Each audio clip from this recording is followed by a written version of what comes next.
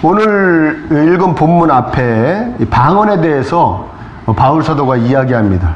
고린도 교회는 이 방언 때문에 조금 이제 골머리를 앓고 있었어요. 방언이라는 것이 뭡니까? 내 속에 있는 영이 성령님의 역사하심으로 인해서 이제 나의 그 비밀한 그 기도의 그 제목들, 내용들을 하나님께 아뢰는 거예요. 그래서 옆에 있는 사람들은 무슨 말인지 못 알아듣습니다. 심지어는 방언을 하는 자신도 모르는 내용을 성령님께서 성령님 주신 은사를 통해서 그 속 안에 있는 영이 하나님께 막 올리는 것을 이제 방언이라고 합니다. 그런데 문제는 뭐냐? 방언의 은사가 오해를 받았어요. 이것이 최고 우월한 은사다. 방언을 못하는 사람들은 막 이 고린도 교회들이 서로 막 무시하고요. 그리고 방언을 막 사용해야 된다. 이 최고의 은사니까 막 써먹어야 된다 해가지고 막 시도 때도 없이 방언으로 막 기도하고 찬양도 방언으로 하고 심지어는 사람들에게 말할 때도 방언으로 막 말하는 것이죠. 그러니까 사람들이 얼마나 혼란스럽습니까? 무슨 말인지 모르는데 자기한테 막 뭐라고 그러니까 방언을 뭐 우습게 표현할 것 같아가지고 자제하려고 그러지만 여러분들이 이제 설명을 돕기 위해서 표현을 하자면 절대 방언을 좀 이렇게 낮추어서 제가 표현하는 거 아닙니다. 그렇죠? 자, 물 드세요 그래야 되는데 방언을 하는 겁니다. 뭐 펩시콜라, 코카콜라 그러는 겁니다. 그럼 이 사람 무슨 말인지 알겠습니까? 이해되세요? 물 주세요 그러면 되는데 펩시콜라, 코카콜라 그러는 겁니다. 그러니까 못 알아듣는 것이죠. 그러니까 이 고린도 교회가 막 시끄러운 거예요. 방언을 못하는 사람들 열등감에 막 사로잡혀가지고 신앙생활하는 게 기쁨이 하나도 없고 방언을 하는 사람들은 막 교만해져가지고 막 방언을 사용하고 그리고 특히 믿음 바깥에 있는 그러니까 그 고린도 교회를 섬기지 않는 믿음이 없는 사람들이 봐도 이건 도대체 납득이 안 되는 겁니다. 왜냐하면 그 당시에 모든 그 이방 종교 우상을 섬기는 신전에서 이 방언과 비슷한 그런 활동들이 막 벌어졌거든요. 막 황홀경에 빠져가지고 막 사람이 알아듣지 못하는 말로 막 내뱉으면서 막 뱅뱅뱅 돌기도 하고 막 대굴대굴 구르기도 하고 막 춤을 추기도 하고 팔쩍팔쩍 뛰기도 하고 막 이런 일들이 벌어졌어요. 그런 것을 많이 보던 이 고린도라는 도시의 일반 사람들이 어쩌다가 전도되어져 가지고 고린도 교회를 들어왔는데 똑같은 짓을 하고 있으니 이 사람들이 봤을 때는 야 이건 뭐 교회도 이방 뭐 우상 숭배하는 데하고 별 다를 게 없겠구나 이렇게 생각하겠습니까? 생각하지 않겠습니까? 예, 생각할 거 아니에요. 그러니까 바울이 그런 게 너무나 가슴이 아픈 거예요. 그래서 자제하라, 절제하라. 그러면서 이제 말을 계속해서 이어서 이제 하고 있는 것입니다. 이해되십니까? 그리고 계속해서 말씀을 전하기 전에 방언 통역에 대해서 이야기하고 있으니까요. 방언 통역에 대해서 좀 설명을 해드려야 됩니다. 방언 통역은 뭡니까? 통역이란 말로 이제 번역이 됐는데 원래 헬라어로는 헤르메네이아란 말입니다. 헤르메네이아. 이것을 두 가지로 이제 쓰입니다. 두 가지 뜻으로 쓰이는데 진짜 여기서 말한 것 같이 통역. 그대로 번역하는 것이죠. 무슨 말했는지 외국어를 그대로 우리 한국말로 번역하는 것 같이 쓰인다라는 뜻이 있고 또 한 가지는 해석한다, 설명한다는 뜻으로 쓰일 때도 있습니다. 그 요한복음에 보면은 엠마오로 가는 두 제자들에게 부활하신 예수님이 나타나셔서 그들에게 말하는 표현에서 어떻게 얘기하냐? 모세와 모든 선지자의 글로 시작하여 모든 성경에 쓴 바 자기에 관한 예수님 자기에 관한 것을 자세히 설명하셨다라고 표현했을 때 그 설명도 이 헤르메니아 똑같은 단어입니다. 통역이란 뜻이 있고 번역이란 뜻이 있고 해석, 설명이란 뜻이 있습니다. 이해되세요? 그러니까 이 고린도전서 요 부분에서 그러면 방언, 통역이 어떻게 쓰인 것이냐? 두 가지 용도겠죠. 첫 번째, 사람들이 못 알아듣는 말로 막 방언을 하니 저 말이 지금 뭐라고 얘기하는 건지 통역해 준 것이다 라고 생각할 수 있겠죠. 이해되십니까? 예. 두 번째는 방언으로 말하는 사람을 통해서 성령님이 말씀하시는 것. 또 그 방언을 통해서 방언 기도를 통해서 성령님이 응답해 주시는 하나님이 응답해 주시는 것을 설명한다라는 것으로 해석할 수도 있습니다. 이해되십니까? 그리고 14장 26절 오늘 읽은 본문에 이렇게 표현되어 있지 않습니까? 그런즉 형제들아 어찌할까? 너희가 모일 때 각각 찬송시도 있으며 가르치는 말씀도 있으며 계시도 있으며 방언도 있으며 통역함도 있나니 모든 것은 덕을 세우기 위하여 하라 그랬습니다. 덕을 세우기 위해서 하는 건 뭐냐면 다른 사람들한테 유익을 줄 수 있게 해라, 뭐 그런 뜻입니다. 그러니까 교회니까 교회에 유익이 되도록, 교회에 모여있는 성도들에게 유익이 될 수 있게 해라, 그런 뜻이에요. 그런데 14장 2절, 여러분 오늘 읽은 본문 26절부터 읽었지만 2절에 보면 뭐라고 얘기하면 이렇게 얘기합니다.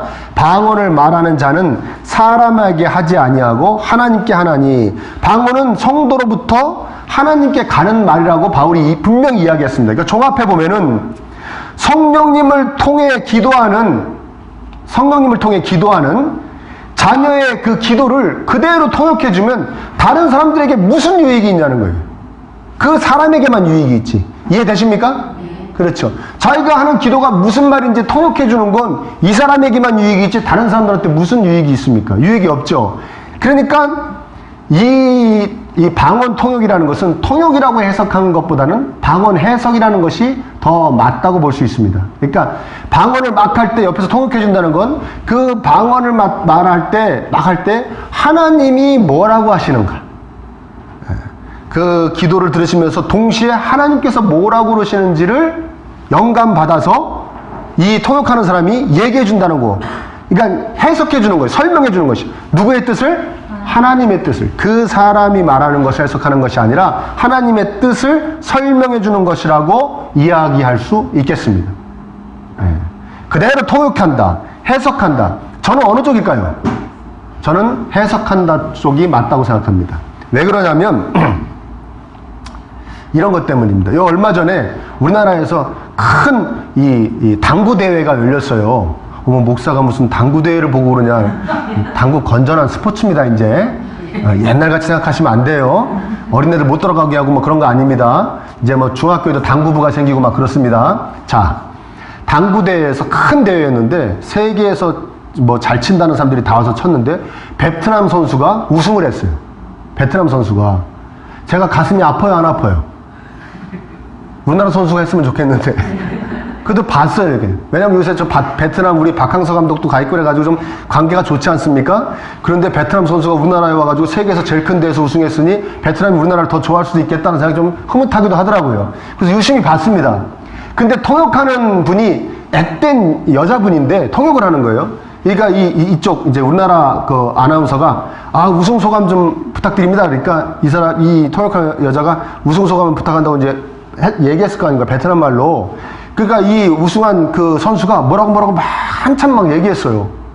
그러니까 이 통역하는 여인이 이 마이크를 대주고 막 그 베트남 말로 우승 소감을 얘기한 거 듣더니 딱 자기가 옮기더니 뭐라 하냐면 기분이 매우 좋답니다. 매우 기쁘답니다. 그랬을 거예요, 아마. 정확하게 하면 매우 기쁘답니다. 그러는 거예요. 그래서 제가 당신은 통역을 그만둬야겠습니다. 속으로. 아니 세상에 요만큼을 얘기했어도 좀 시청자들이 흥미를 가질 수 있게 좀 이렇게 불려서라도 좀 이렇게 얘기해야 되는데, 아니 이만큼을 얘기했는데 자기가 기분이 매우 좋답니다. 이게 뭐입니까 이게? 자, 왜 방언 통역이 방언을 해석하는 것이 아니라, 방언을 그대로 옮기는 것이 아니라 방언에 대한 하나님의 뜻을 해석해 주는 거냐고 얘기할 수 있냐면, 방언 통역을 하는 은사를 가지신 분이 방언에 대해서 통역하는 게 이 길이가 안 맞아요. 그럴 때가 너무나 많아요. 이거 학자들이 하는 얘기입니다. 제 얘기가 아니라 그걸 많이 보고 연구한 분들이 하는 얘기예요. 방언은 길게 했는데 통역은 짧을 때도 있고, 방언은 짧게 했는데 통역은 굉장히 길 때가 있다는 거예요. 이게 안 맞는 거예요. 그대로 옮겼다면 길이가 얼추 맞아야겠죠. 무슨 말인지 이해되십니까? 네, 이게 안 맞는 거예요. 그러니까 해석한 그 방언을 듣고 하나님이 뭐라고 하셨는지를 해석한 것이 맞다라는 이 주장이 근거가 있는 거예요. 일리가 있는 것이고요.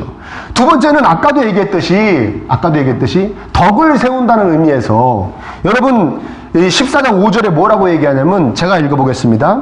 나는 너희가 다 방언 말하기를 원하나 특별히 예언하기를 원하노라. 만일 방언을 말하는 자가 통역하여 교회의 덕을 세우지 아니하면 예언하는 자만 못하느니라. 방언을 말하는데 통역이 없으면 예언보다 못하다 그랬습니다. 예언은 뭐냐면 그야말로 하나님의 뜻을 그대로 전하는 은사예요. 하나님의 뜻을 받아서 그대로 전하는 은사. 그런데 방언을 하는 자를 통역하지 못하면 예언하는 것에 못 미친다는 거예요. 그런데 방언을 말하는 것을 통역하면 예언과 거의 동급이라는 거예요. 이해되십니까? 예언이 하나님이 하신 말씀을 전하는 건데 이거와 동급이 되려면 방언 통변이 이 사람 한 말 통역하는 것이어야겠습니까? 하나님의 뜻을 해석하는 것이어야겠습니까? 아이고, 잘 알아들으셨네요. 감사합니다. 그러니까 방언 통역은 그냥 그대로 이 사람이 뭐라고 방언하는지를 번역하는 것이 아니라, 통역하는 것이 아니라 방언에 대한 하나님의 뜻을 해석한다는 것이 맞다고 말씀드릴 수가 있습니다. 이해되시죠? 그래야 다른 사람들에게 유익이 간다는 것이죠. 유익. 방언을 통역함으로써 유익이 간다는 것입니다. 자, 그런데 27절 한번 같이 읽어보겠습니다. 27절.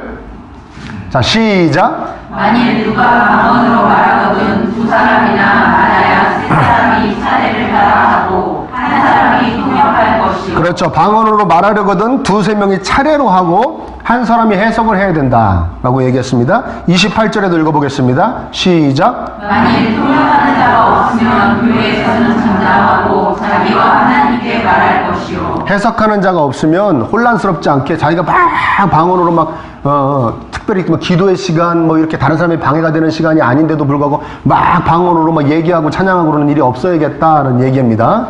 자, 29절 읽어보겠습니다. 시작. 예언하는 자는 둘이나 셋이나 말하고 다른 이들은 분별할 것이요. 예언하는 자도 2명이나 3명이 순서대로 말하고 분별하는 이들은 다수로 둔다 그랬어요.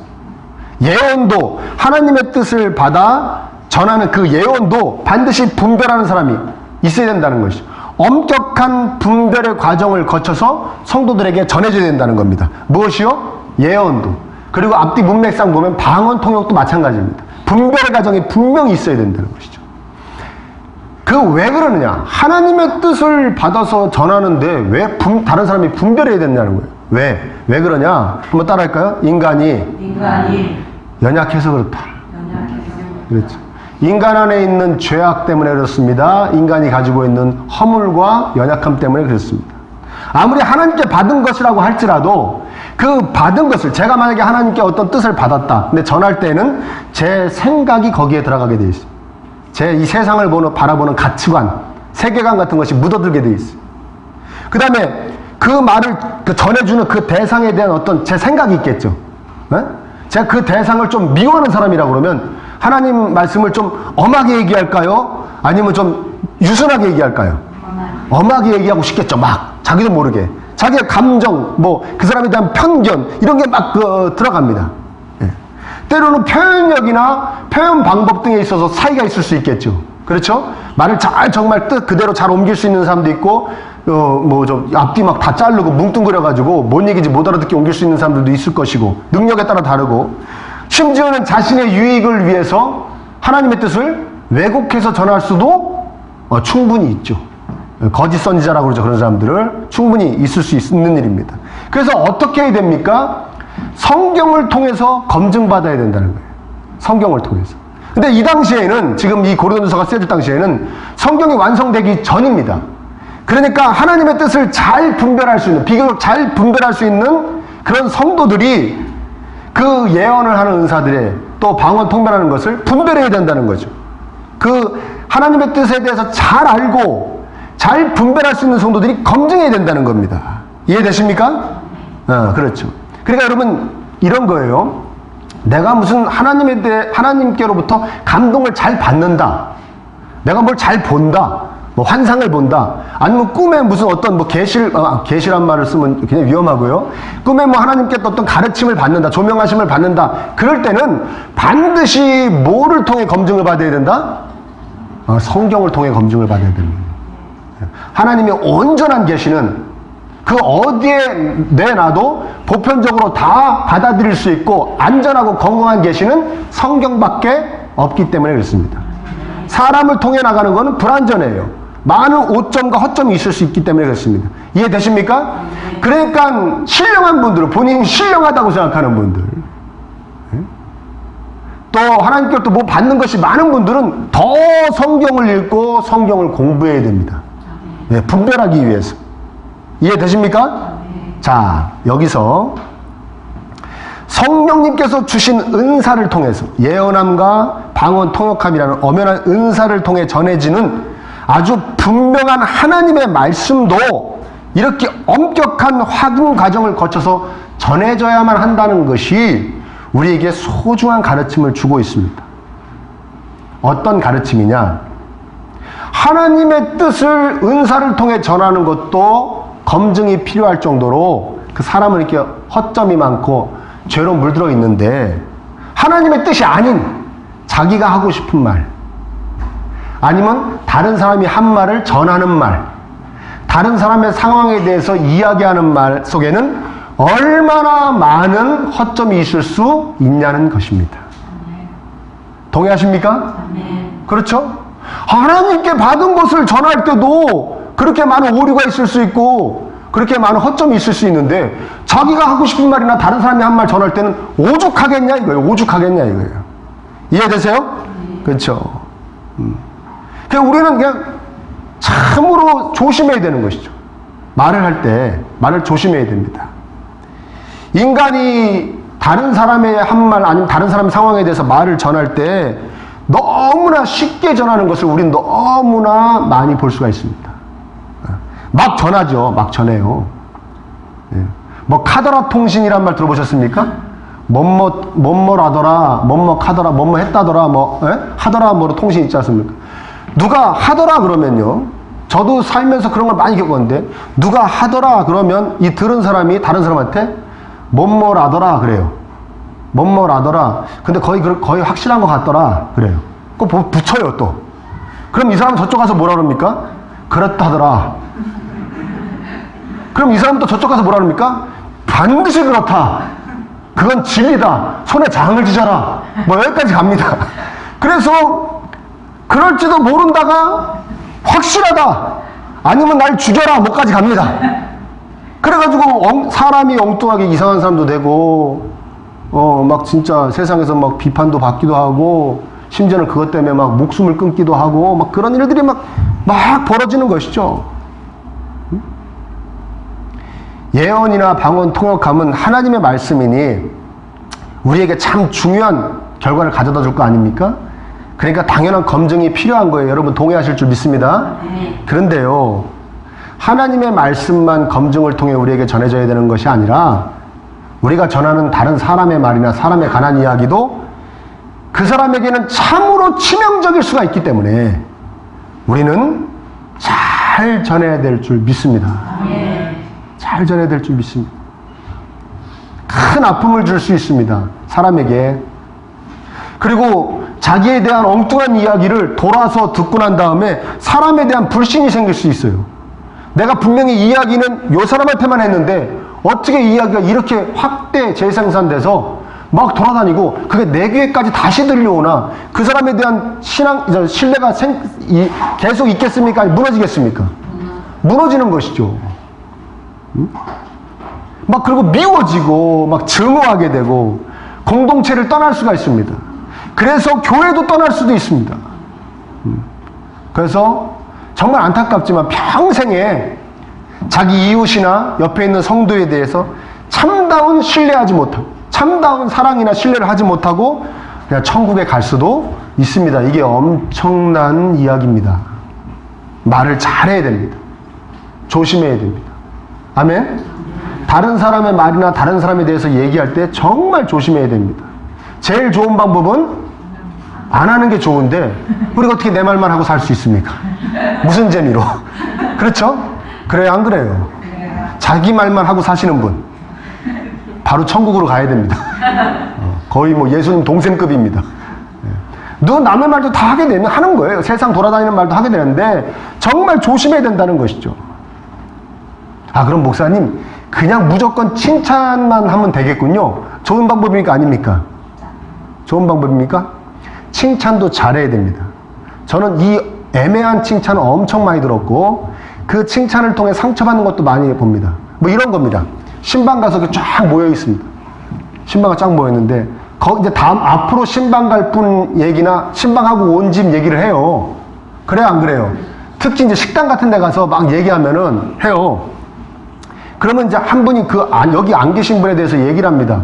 근데 꼭 그런 얘기 할 때는 비밀 얘기라는 것인지 이제 모든 사람이 한 6명, 7명이 듣게 하면서도 톤을 낮춰가지고 조용히 얘기하죠. 그런데 말이에요. 그렇죠. 근데 다 들려요, 안 들려요? 들리죠? 그럼 뭐랍니까? 이렇게 얘기합니다.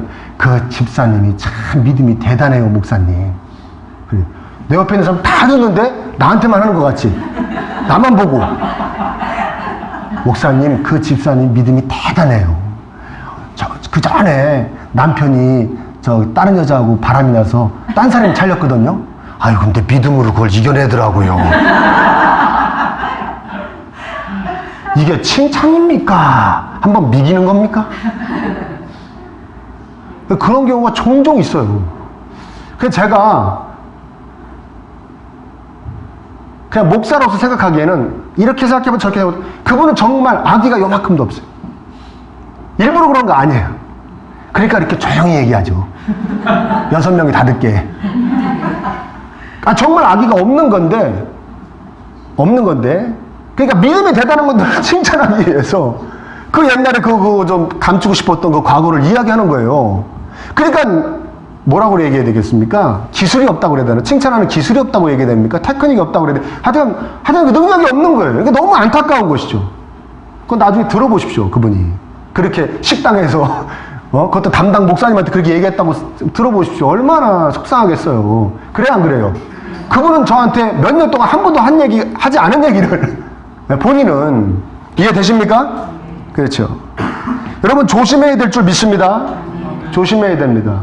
특히 성도들에 대해서 성도들이 한 말 성도들에 대해서 옮길 때 정말 조심해야 돼. 왜 그러냐면 예수님 믿는 성도들을 이 고린도전서를 쓴 바울이 그 전에 막 괴롭히고 다닐 때 막 잡아서 옥에 가두고 잡아서 죽이고 그럴 때 예수님 믿는다고 막 괴롭힐 때 예수님이 다마스코스 가는 그 길에서 딱 만나주셨죠. 정오에 딱 만나주셨어요. 예수님 바울에게 뭐라 그러십니까? 바울아, 너 왜 나 괴롭히냐? 그래요. 바울이 억울하다고 그랬죠? 한 번도 예수님을 괴롭힌 적이 없어요. 예. 예수님은 로마군들이 십자가에 못 박았지. 바울은 괴롭힌 적이 없어요. 바울은 예수님 믿는 성도들을 괴롭혔습니다. 성도들을 힘들게 했습니다. 성도들을 눈물 나게 했고 성도들을 억울하게 했습니다. 그랬더니 예수님 오셔서 뭐라 그럽니까? 그게 다 누구 괴롭힌 거다? 나 괴롭힌 거다. 그러니까 우리 조심해야 됩니까? 안 해야 됩니까? 조심해야 됩니다. 내가 말 한마디를 해서 내 주변에 있는 성도에게 아픔과 억울함과 고통을 준다면 그 예수님 괴롭히기 때문에 그렇습니다. 정말 조심해야 되는 것이죠. 사람이 어떻게 그 상황에 알맞게 행동하지 못하는 것은 그냥 주변에 있는 사람들이 답답하고 그냥 조금 손해를 보게 될 뿐입니다. 근데 그러나 상처는 받지 않아요. 행동 잘못한 거는 거의 그래요. 그럴 때도 있지만 그냥 말에는 꼭 상처를 받아요. 그래서 사람이 큰 상처를 받은 사람들은 그 상처받았을 때 그 상대방이 한 목소리의 톤, 크기, 또 심지어는 뭐 그 당시의 상황까지 정확하게 기억합니다. 어디 갈 때까지? 천국 갈 때까지. 그러니까 말이 그렇게 무서운 거예요. 이해되십니까? 아멘? 자, 이쯤 되면 이제 말수가 적은 분들, 저같이 말수가 적은 사람들, 네. 그런 사람들은 이제 안심이 되죠. 야, 나는 말이 많으면 실수도 많으니 나는 말을 잘 원래 안 하니까 나는 괜찮겠구나 하는데, 여러분 가만히 보면요, 말이 많은 분들의 말 실수는 그 피해가 아주 작아요. 좀 뭐 새총으로 쏘는 정도인데, 말이 없다가 한번 어쩌다 말했는데 실수를 딱 하면 완전히 핵폭탄이에요. 그래요, 안 그래요? 왜? 어떻게 생각합니까? 상대방이 더 상처를 왜 받냐면 저 사람은 정말 심사숙고하고 한 말로 나를 상처 줬다고 생각해요. 그러니까 진짜 감정이 있고 진짜 악의가 있어서 한 말이라고 오해를 하기 더 쉬우니, 말이 많은 사람은 말이 많은 대로, 말수가 적은 사람은 말수가 적은 사람대로 조심해야 됩니까? 안 해야 됩니까? 조심해야 됩니다. 이해되세요? 사람의 말은 가만히 내버려둬도 오염되기 쉽기 때문에 그렇다는 거 여러분 잊지 마시기를 축복합니다. 또 한편으로 반대쪽으로 생각해보면요, 우리 이런 생각을 해야 돼요. 그러니까 그 죄덩어리인 인간이 자신이 말하거나 다른 사람의 말이나 다른 사람에 대한 상황을 전하는 것 자체가 얼마나 위험하다는 거 우리가 이제 알았지 않습니까? 허점이 많다, 오류가 많다, 죄가 낄 수도 있다. 그러니 한편으로 들을 때 이해하자는 것이죠. 아, 전하는 저 사람이나 듣는 나나 죄 많은 인간, 허점투성이고 부족하고 한없이 연약한 인간이니 내가 너무 크게 생각해서 듣지 말자. 너무 심각하게 듣지 말자. 아멘? 저 사람 입술도 오염됐고 내 귀도 오염됐으니 어차피 똑같은 인간이니까 저 사람 말하는 것도 온전치 못할 수 있고 내가 온전치 못하게 들을 수도 있으니 너무 상심하지 말자. 너무 상처받지 말자. 그 생각을 늘 잊지 않아야 될 줄 믿습니다. 우리 그걸 깨달아야 돼요. 이해되십니까? 그러니까 내가 잘 들어서, 내가 들은 것은, 상대방이 들은 것은 내가 잘 풀어서 내 마음속에 새기자. 아멘? 자꾸만 꼬아서 듣지 말자. 자꾸만 꼬아서 듣지 말자. 여러분 꼬아서 듣습니까? 안 듣습니까? 저 듣죠? 꼬아서 듣습니다. 그 꼬아서 나한테 꼬아서 이야기했다고 생각합니다. 그리고 꼬아진 채로 받아가지고 내 상상의 나래로 더 꼽니다. 더 비비 꼬죠. 얘를 또 들어드려야 돼요? 네? 얘를 들어드려야 돼요? 누가 뭐라고 얘기하면은 딱 듣고 기분이 좀 나빴어요. 근데 저 사람도 말 실수가 있는 인간이고 나도 또 삐뚤어진 이게 내 꼬아진 마음속에 이게 들어와서 좀 기분이 나빴나 보고 툭 털어버리면 되는데 그거 갖고 와서 한 번 더 꼬죠. 가만히 있어봐. 저번에 내가 뭘 한 것 때문에 지금 한 번 받아친 건가? 저번에 우리 애한테 무슨 얘기를 들었더니 그게 기분 나빠가지고 나한테 이러는 건가? 뭐 여러 가지로 꼽니다. 한번 또 배꼽죠. 네? 그리고 이제 하룻밤 자고 나면 여기에 저장하죠. 근데 중요한 건 뭐냐? 그 다음에 만났을 때 그 상대방이 환하게 웃으며 인사라도 하면 조금 풀리는데 그때 조금 뭐 바빠서 그러는지 좀 쌀쌀맞게 되었다? 완전히 천국 갈 때까지 이제 꽈가지고 여기다 넣습니다. 저 사람은 나한테 안 좋은 감정을 갖고 있고 나를 엄청 싫어해서 나를 공격한다로 딱 자리매김해버리는 거예요. 이래서 교회 안에 원수가 생기는 겁니다.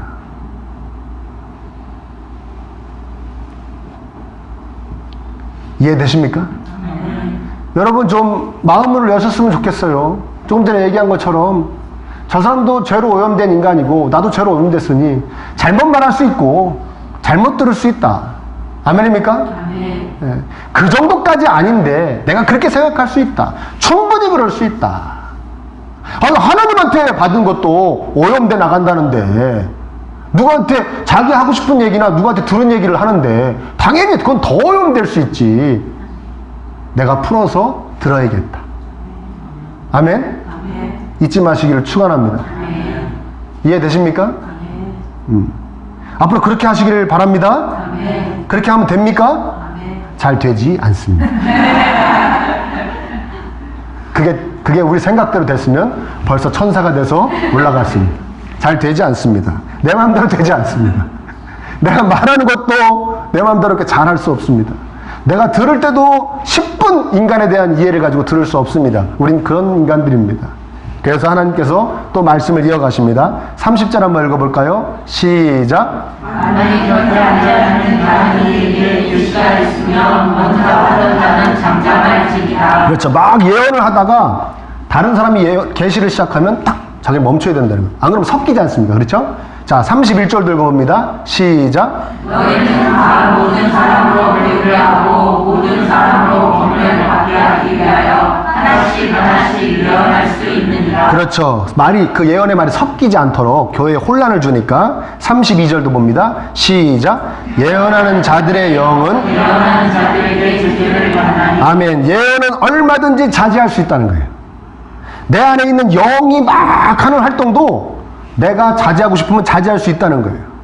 그러니까 그 이교도들 아까 막 우상의 신전에서 막 황홀교에 빠져가지고 막 소리 지르고 때로는 막 춤을 추기도 하고 뛰기도 했던 그 사람들에게 누가 자제를 시키려고 그러면 그들이 하던 말이 있습니다.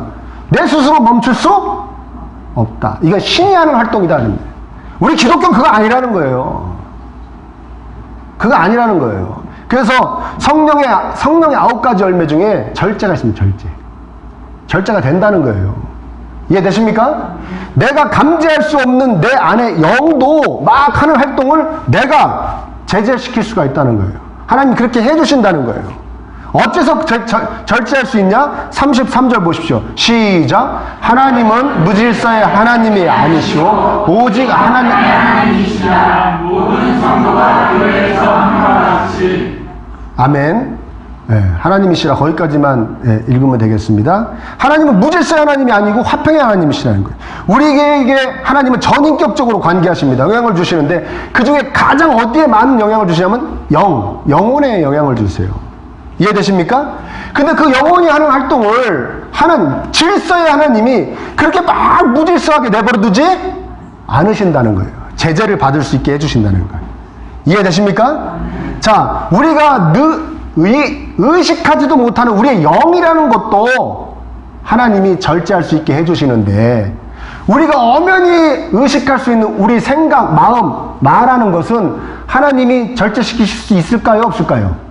당연히 있죠. 내가 의식하지 못하는 영도 자제시켜 주시는데 이해되십니까?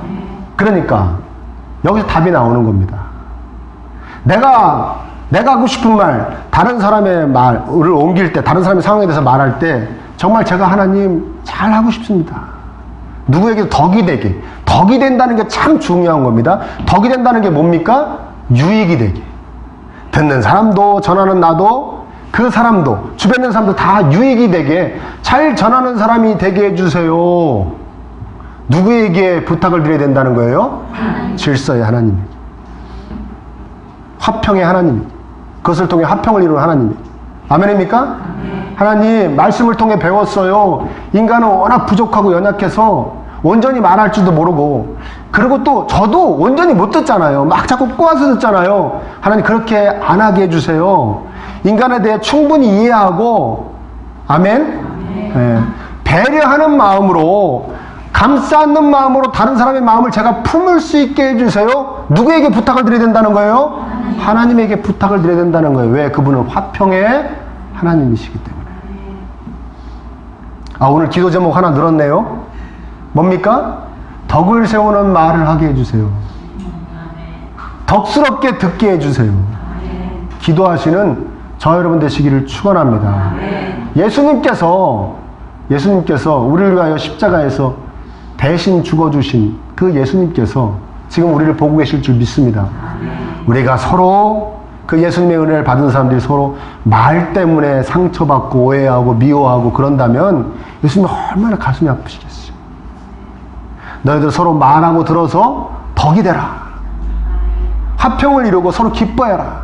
예수님이 간절히 바라고 계실 줄 믿습니다. 그 예수님이 우리를 보고 계십니다. 그 예수님께 무릎 꿇으시기를 축원합니다.